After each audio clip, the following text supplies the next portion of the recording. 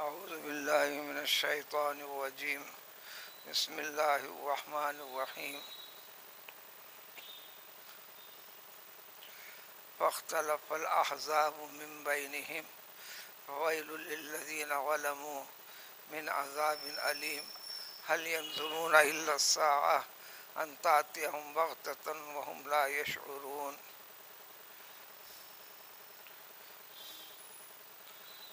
تفصیلات اس امت کے لیے ایمان کی دعوت اور ایمان کی حقیقت توحید کی تعلیم کے بعد مشرکین گمراہ لوگوں کی غلط دلائل کی تردید کرنے کے بعد نمونے میں پیغمبر موسیٰ علیہ الصلوۃ والسلام اور اس رسول کی مخالفت کرنے والا فرعون اور فرعون کے تحت اس کی حکومت کے تحت کام کرنے والے سبوں نے اللہ کی مخلوق کو بہکا کر کفر اور شرک کے اوپر مضبوط کر رکھا تھا۔ توحید کی تعلیم کے ماننے والوں کا انکار، مخالفت اور ظلم و زیادتی کیا کرتا تھا، اس واقعے کا نمونہ پیش کر دیا گیا۔ پھر اس کے ساتھ ہی ساتھ پیغمبر عیسیٰ علیہ السلام سے متعلق تفصیلات، جو لوگ اختلافات میں کیسے بڑھ گئے، حق کے راستے کو کیسے ترک کر دیا، اس کے اختتام اور نتیجے والی چیز کو آج کی اس آیت میں ذکر کیا گیا کہ فاختلف الاحزاب من بینہم، پیغمبر عیسیٰ علیہ السلام کے بارے میں لوگ کئی جماعتوں میں بڑھ گئے، مختلف خیال اور نظریات کے اندر۔ یہودیوں نے تو انہیں صحیح انسان ہونے سے انکار کر دیا، مخالفت میں چل پڑے۔ عیسائیوں نے مانا تو انہیں اللہ کا بیٹا قرار دے دیا، ساتھ ہی ساتھ ان کی ماں کو اللہ کی اہلیہ کا درجہ دے دیا۔ تو پھر ایک فریق اللہ، عیسیٰ اور مریم، یہ تینوں کے مجموعے کا نام، اس گروپ کا نام اللہ ہے، اور کسی نے کچھ حق والی چیز میں اختلاف کر کر آپس میں نفرتیں پیدا کر لی، حق راستے سے ہٹنے لگے، ہٹاتے چلے گئے۔ یہ اختلافات کا تذکرہ، یہ اختلافات کی بنیاد کو اسے گھبرانا نہیں، مومن مضبوط ایمان والے کے لیے جو حق ہے اس کو اختیار کرتے ہوئے بیٹھے۔ چنانچہ آیت کا ترجمہ ہے تو کئی جماعتیں آپس میں اختلاف کر کر بیٹھ کر الگ الگ نظریہ قائم کر لیے۔ اس کی تفصیلات قرآن میں دوسری طرف گزر چکی ہیں، لیکن یہاں انجام ہے یہ اس قسم کے احکام خداوندی سے تجاوز کرنے والے، اس کے خلاف سوچ سمجھ کر فرقہ بندی میں زندگی گزارنے والے، تو ان کے لیے اللہ تعالیٰ کا عذاب ہے، ہلاکت و بربادی ہے، ان کے لیے دنیا میں بھی اچھا نہیں ہے، اللہ کی رحمت سے دوری ہے۔ آخرت میں تو اللہ کے سخت ترین عذابوں میں سے ایک عذاب ہے، وہ عذاب من عذاب یوم علیم، دردناک قسم کا عذاب والا معاملہ ہوگا۔ حق کی طرف آتے کیوں نہیں ہو، رسولوں کا انکار کرتے کیوں ہو، اور جن رسولوں کو مانتے ہو اس میں اختلاف کرتے کیوں ہو؟ کیا یہ لوگ اب اس کو تفصیل کو ذکر کر دے کر نبی کریم صلی اللہ علیہ وسلم کے زمانے سے قیامت تک کے انسانوں کے لیے، کیا یہ لوگوں کو ابھی قیامت کا انتظار ہے؟ چلو قیامت آ رہی ہے، بول کر آ رہی ہے، اب نظر آ رہی ہے، ابھی اتنا فاصلہ دور ہے، اب طے کرتے ہوئے آ رہی ہے، آپ کے پاس آئیں گے، ایسا ہوں گا کیا جو توبہ کر کے سدھر جائیں گے؟ اللہ نے فرمایا کہ انتاتیہم بغتتن، جب بھی آئیں گی اچانک آئیں گی، اچانک بیچیں گی، ہم لا یشعرون، اچانک، اور کسی انسان کو اس کا شعور بھی، احساس بھی، کوئی جھلک بھی، کوئی اشارہ تک نہیں ملے گا. اچانک دو چیزیں ہوتی ہیں. تین مصیبت، اچانک ایک نئی وبا پیدا ہو گئی، سوچنے لگا سوچنے لگا سوچنے لگا انسان، پھر دھیرے دھیرے دھیرے آگے اس کو گرفت میں لے لی. یہ بھی ایک اچانک ہوتا ہے، لیکن وہ اچانک نہیں، یا ایسا اچانک ہوں گا کہ بغتتاً وہم لا یشعرون، کسی کو احساس تک بھی نہیں ہوں گا، کوئی سمجھ بھی نہیں سکیں گا. جب آ جائیں گا تو پھر کیا کرو گے؟ کوئی موقع نہیں ملے گا سدھرنے کا، نہ توبہ کرنے کا.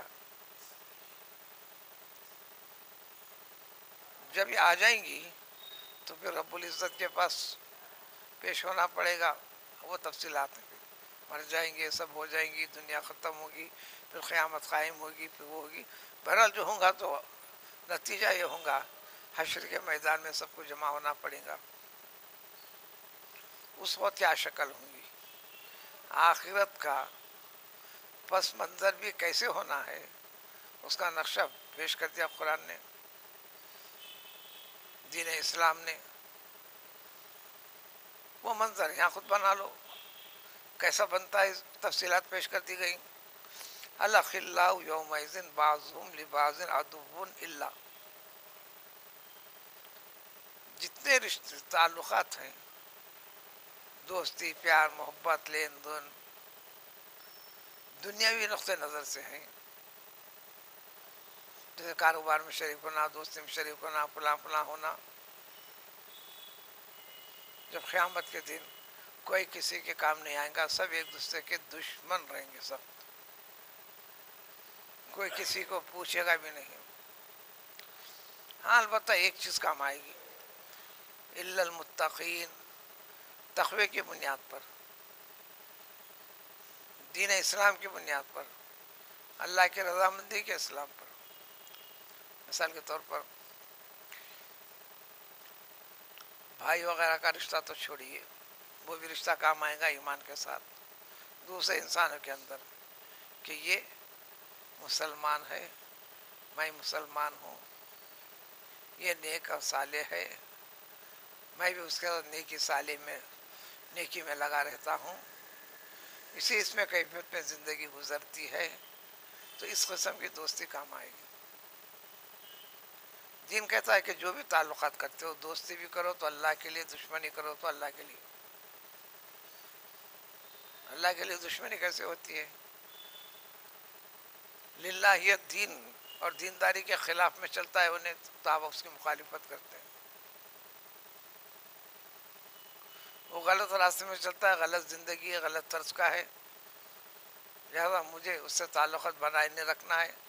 کوئی ایسی صورت آئی تو اس کی مخالفت کرنا ہے، تو یہ مخالفت اللہ کے لیے بھی، یہ نفرت اللہ کے لیے بھی.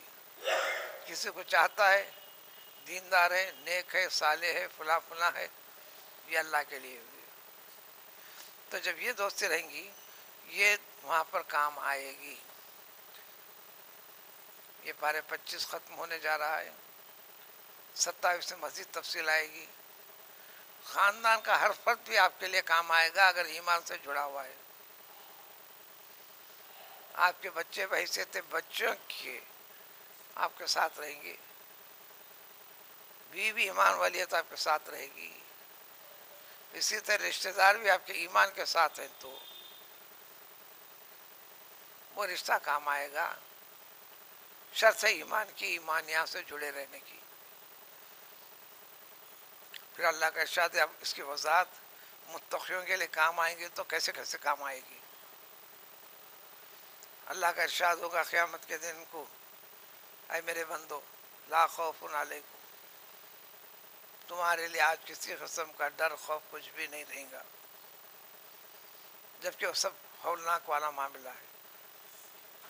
ہولناک یا وحشت، پریشانیوں کا معاملہ ہوگا وہاں پر. تمہیں گھبرانے کی ضرورت ہے آج کے دن. اور نہ تمہیں اس کے بعد بھی کسی قسم کا غم رنج وغیرہ بھی نہیں ہوں گا، اب ہمیشہ کے لیے راحت رہیں گی۔ یہ کیسے لوگ ہوں گے جن کے لیے یہ اللہ کا پیام ہوگا؟ یہ اللہ تعالیٰ کے سارے احکام، دین، طریقۂ دین، اس کو قرآن کہتا ہے بھی آیاتنا، جو ہماری آیتوں پر یقین رکھ کر اس پر عمل پیرا ہوتے ہیں۔ قرآن کے سارے احکام کو آیاتنا، سارے واقعات جو انسان کو ایمان کی حقیقت سمجھاتے ہیں، یہ آیات ہیں۔ وہ کانو مسلمین، یہ یقین رکھتے تھے اس کے اوپر، کسی پہ اعتراض نہیں، کسی میں شک و شبہ نہیں۔ جب عمل کا وقت آتا، بس یہ اللہ کا حکم ہے، مجھے کرنا ضروری ہے، بھلے اس میں مجھے مشقت ہوتی ہو یا راحت ہوتی ہو۔ جب اللہ تعالیٰ فرمائے گا ان کو کہ اطمینان دلانے کے بعد تم تمام کے تمام جنت میں داخل ہو جاؤ، صرف تم تنہا بھی نہیں بلکہ تم اپنے جوڑوں کے ساتھ، اپنے بیویوں کے ساتھ، تحبرون، پوری خوشی کے آثار لے کر آگے بڑھو۔ جب جنت میں داخل کرتے جاؤ گے تو تمہاری میزبانی ہوتے رہے گی، خدمت چلتے رہے گی، کہ ان جنتیوں کے اطراف میں سونے کے پیالوں کے ساتھ دور چلتا رہے گا، جس میں مشروبات ہوں گے، جیسے چاہیں گے مشروبات ہوں گے۔ عام طور پر 4 نہروں کا تذکرہ ہے، سورہ محمد میں اس کی وضاحت آئے گی۔ پیالے ہوں گے، کٹورے ہوں گے، اور پھر یہاں ان تمام چیزوں میں، اس جنت کے اندر تم جو چاہو گے سو تو ہوگا، کوئی چیز محال کی نہیں ہوگی۔ یہ آیت سنے تو مختلف صحابہ رضی اللہ عنہ اجمعین نے مختلف سوالات بھی پوچھ لیے۔ کسی نے کہا یا رسول اللہ صلی اللہ علیہ وسلم، مجھے اونٹ بہت پسند ہے، بہت پسند ہے، مجھے اونٹوں سے بہت پیار ہے، کیا مجھے جنت پہ اونٹ ملیں گے؟ تو حضور صلی اللہ علیہ وسلم کہ ہاں، جب یہ آیت نازل کہ تم جو چاہو گے ملے گا، لیکن وہ یاقوت کے بنے ہوئے رہیں گے۔ کسی نے کہا کہ گھوڑے کی خواہش کی، کہ ہر چیز ملے گی۔ وہ تلذ العیون، مختصر ہے کہ جس پہ نظر پڑے گی، جنت کی جن چیزوں پہ بھی بہت اچھا خوب آنکھوں کی بھی لذت محسوس ہوگی۔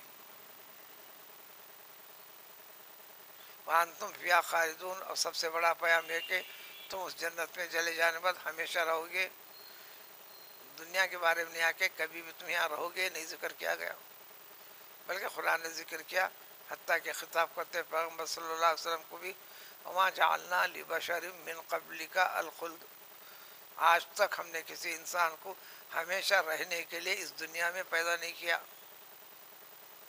جو بھی انسان پیدا ہوا، پیدا ہوتے ہی اس کے لیے پیام ہے کہ تجھے مرنا ہے۔ وہ کب مرنا ہے اللہ تعالیٰ کو معلوم ہے۔ وَتِلْكَ الْجَنَّةُ، رہی دیکھو اس کو کہتے ہیں جنت جو ان خوبیوں کے ساتھ جڑی ہوئی ہے، اور ہم دنیا کے اندر جنت کے اعمال اس کی طرف رغبت دلاتے ہوئے جو تم سے کرنے کو کہتے کر رہے تھے،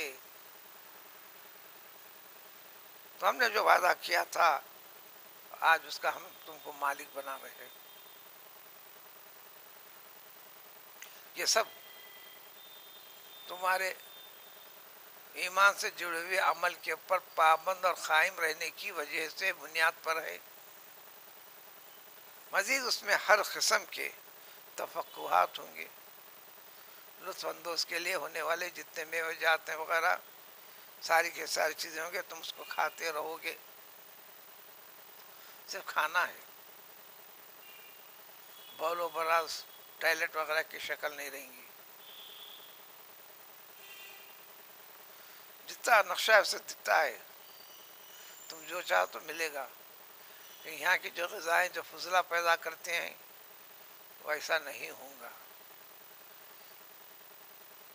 مزید وضاحت کی گئی تو بتلایا گیا کہ بمشکل کسی کو ایک ڈکار سی آئے گی تو بس ہاضمہ ہو گیا، سب ختم ہو گیا. لیکن کھانے کا پینے کا ذوق شوق رہے گا. جب یہ نمونہ پیش کر دیا گیا تو ان کا جو دردناک قسم کے عذاب کے ہونے کا تذکرہ تھا، یہ قرآن کا انداز ہے پورے قرآن میں اسی قسم کا. اب ان کی تفصیل اگلی آیت سے شروع کرتے ہیں. سبحان اللہ بحمدہ سبحان اللہ.